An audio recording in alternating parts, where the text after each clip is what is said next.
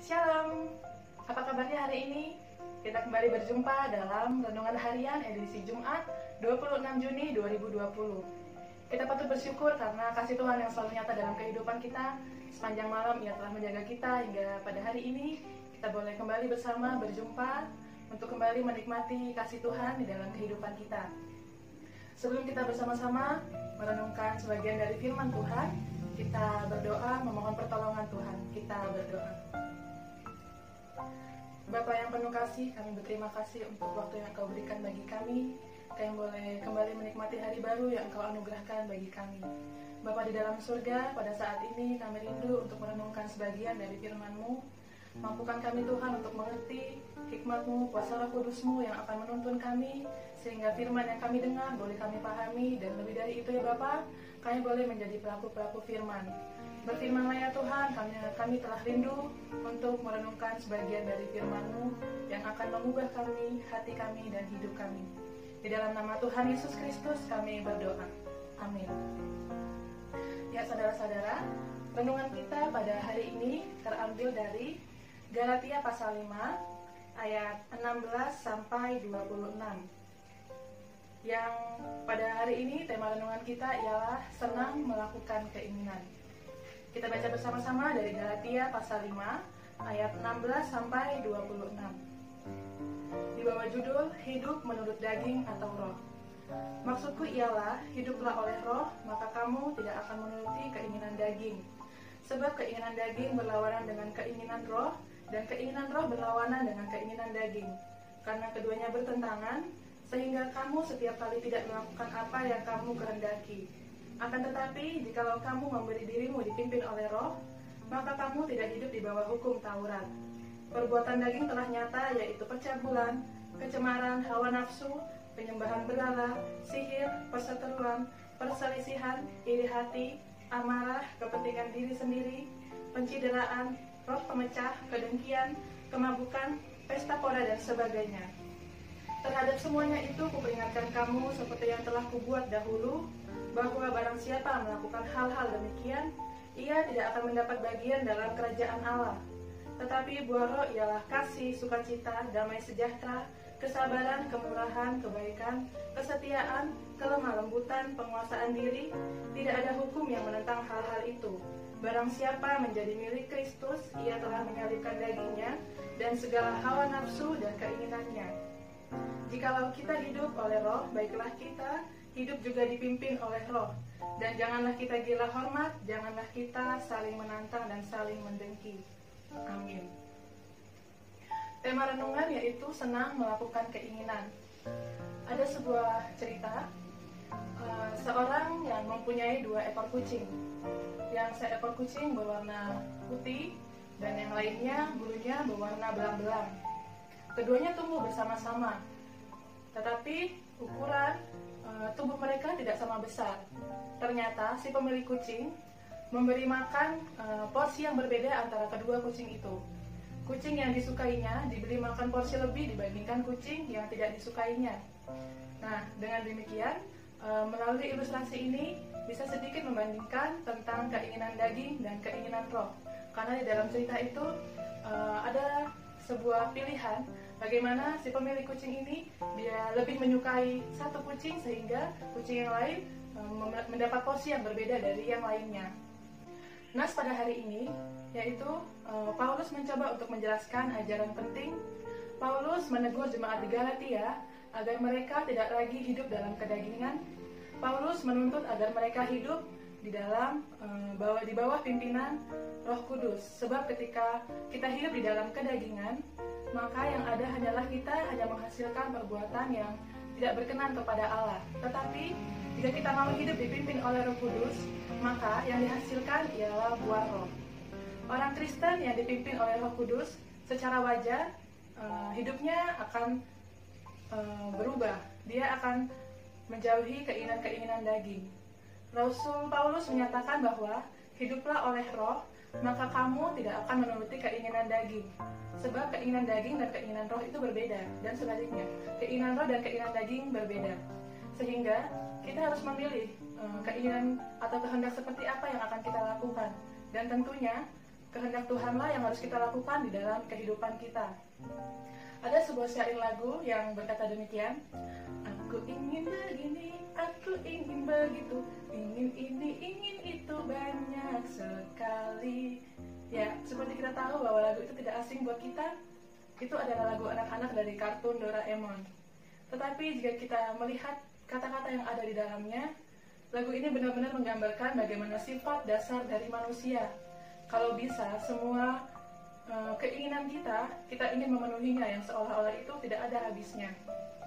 Selain itu juga hal mengenai keinginan, bahwa keinginan roh dan keinginan daging adalah sebuah pilihan. Apa yang kita pilih, apakah kita terus bertahan dalam keinginan daging kita, atau kita berjuang hidup dalam keinginan roh dengan memadamkan keinginan daging. Satu hal mengenai keinginan ialah kita dapat menurutinya atau memadamkannya. Kita dapat memilih, kita memilih untuk melakukan keinginan daging atau berjuang untuk hidup dalam keinginan roh. Itu adalah sebuah pilihan yang ada di dalam tangan kita. Masalahnya, kebanyakan orang sudah terlalu lama hidup tidak di dalam roh, yang artinya keinginan roh digantikan oleh keinginan daging. Itu sebabnya kita perlu berpuasa. Dalam konteks ini ialah berpuasa dalam berbagai kesenangan dunia.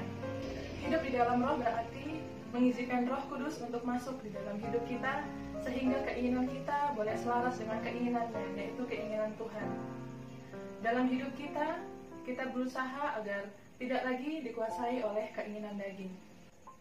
Mengikut Kristus berarti bertumbuh ke arah Dia. Kita tidak memikirkan hal-hal yang bukan berasal dari Allah. Hal-hal yang berasal dari Allah pastilah memiliki terang kehidupan.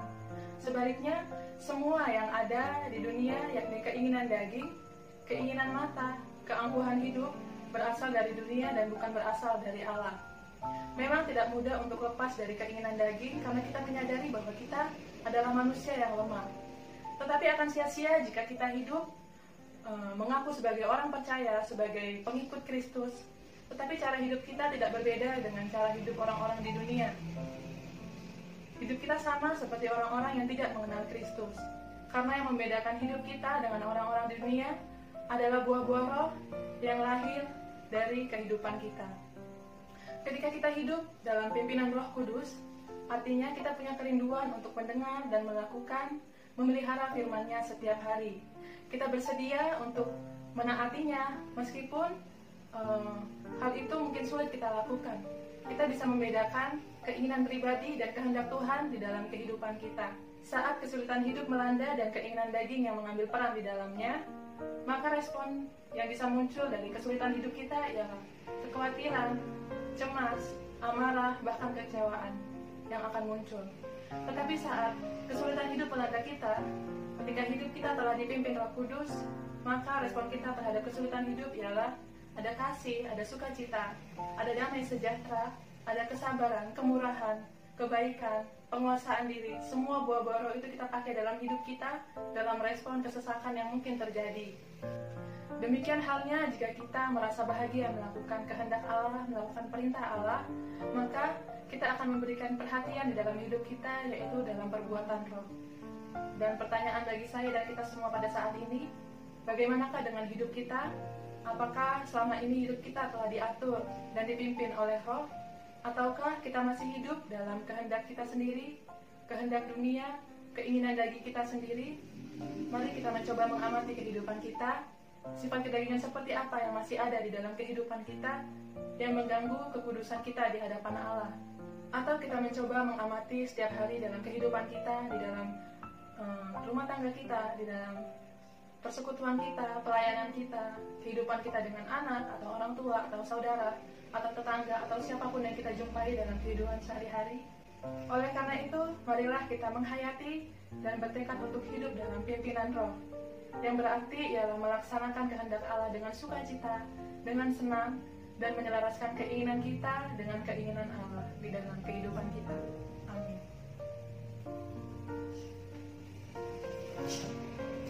Menutup renungan kita pada hari ini, mari kita berdoa, memohon tuntunan Tuhan kiranya kehidupan kita sesuai dengan kehendak-Nya. Kita tidak mengutamakan keinginan daging, tapi kita berusaha untuk melawannya dan menghidupi buah-buah roh di dalam kehidupan kita. Kita berdoa. Bapa yang penuh kasih, kami berterima kasih untuk waktu yang Engkau berikan kepada kami. Kami menyadari Tuhan bahwa dalam kehidupan kami sering lupa akan kehendak-Mu dalam hidup kami. Kami sering mengutamakan keinginan daging, bahkan banyak sikap-sikap kami yang mendukakan hati-Mu. Bapa di dalam surga, melalui renungan pada hari ini, mampukan kami ya Tuhan untuk bisa membedakan mana kehendak-Mu dan mana kehendak kami, mana keinginan-Mu dan mana rencana-Mu di dalam hidup kami. Engkau ingin supaya hidup kami menghasilkan buah-buah roh, dan hidup kami boleh terus memancarkan Kristus di dalamnya. Bapa di dalam surga, kami berdoa untuk kehidupan kami, di dalam pekerjaan kami, setiap tugas dan tanggung jawab kami, dimanapun kami berada. Mampukan kami Tuhan untuk bisa hidup seturut dengan kehendak-Mu. Setiap apa yang kami usahakan, kiranya Engkau yang turut serta di dalamnya, sehingga apa yang kami kerjakan boleh layak di hadapan-Mu. Bapa di dalam surga, kami juga berdoa buat rekan-rekan kami yang mungkin dalam kelemahan tubuh. Engkau berikan mereka pemulihan melalui obat-obatan, makanan, minuman, segala yang diupayakan, sehingga saudara-saudara kami yang dalam kesakitan, dalam kelengahan tubuh, boleh disembuhkan kembali oleh bilur-bilur-Mu. Bapa di dalam surga, kami berdoa buat saudara-saudara kami yang berulang tahun. Kami mengucap syukur Tuhan untuk pertambahan usia yang Engkau berikan. Kiranya di usia yang baru, kami boleh terus bertumbuh, dan kami boleh terus percaya bahwa Engkau-lah yang ada di dalam kehidupan kami. Engkau-lah yang akan terus memampukan kami menjalani kehidupan ini.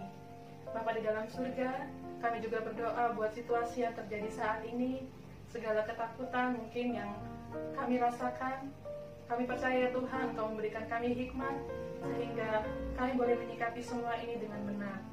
Dan juga ya Bapa, kami berdoa buat Jemaat Bukit Zaitun Bontang dalam setiap pekerjaan usaha yang dilakukan. Kami berdoa juga buat pemimpin-pemimpin kami dari tingkat atas maupun yang ada di daerah. Kiranya mereka boleh mengemban tugas dengan baik, menjalankan setiap keputusan yang semuanya itu hanya demi kepentingan masyarakat. Bapa di dalam surga, kami berdoa buat setiap kehidupan kami, dimanapun kami berada. Mampukan kami ya Tuhan untuk hidup kudus di hadapan-Mu. Biarlah hidup kami boleh memancarkan Kristus di dalamnya. Kami mohon ampun untuk setiap kesalahan dan dosa kami. Terimalah kami ya Tuhan yang bermohon, di dalam nama Tuhan Yesus Kristus kami sudah berdoa. Amin. Demikianlah renungan harian pada hari ini. Selamat menjalani aktivitas, selamat menjalani setiap tugas dan tanggung jawab. Kiranya hidup kita terus dipenuhi oleh Roh Kudus, sehingga di dalamnya Kristus boleh dipancarkan. Selamat pagi, Shalom.